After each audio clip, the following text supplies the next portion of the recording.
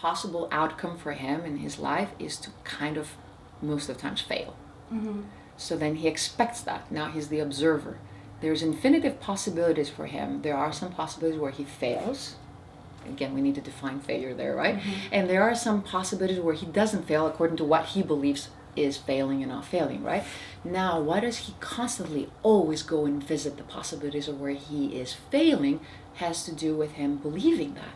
And remember, when the observer believes something, the whole particles rearrange themselves to prove you right. They are a mirror. Remember, they have to show me what I believe.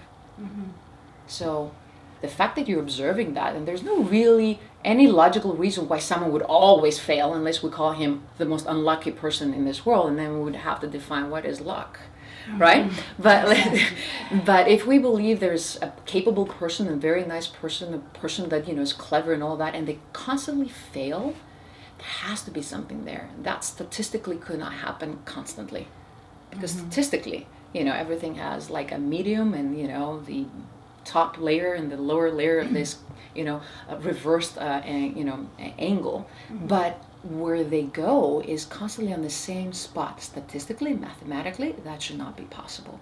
So when you observe someone doing that, pattern. I love patterns in life. It means somehow something makes life to go and visit that same rearrangement statistically. There has to be an external factor, and that external factor is always the person who's observing themselves experiencing it, or are you observing him? Because then we go to you. Why are you always observing him failing? Then you are also the observer in a different angle of it. Exactly. Right? So now we have different perspectives. Which one is expecting what, and how are those combined? And let's say it's a friend of yours where you consider him very sensitive. Let's take an example. And let's say you growing up, you heard that sensitive people fail.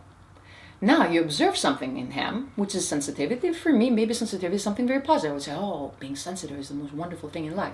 But you have been taught it is not. So now you observe a person who's sensitive, and automatically you expect them to fail more often than, let's say, another friend of yours who are not. So now you're the observer, and you go and visit the possibilities of that person failing more. Why? Not because he's really a failure, it's because he's sensitive, but in you, in the way you were brought up, failure and sensitivity now are very close. There's a conviction there.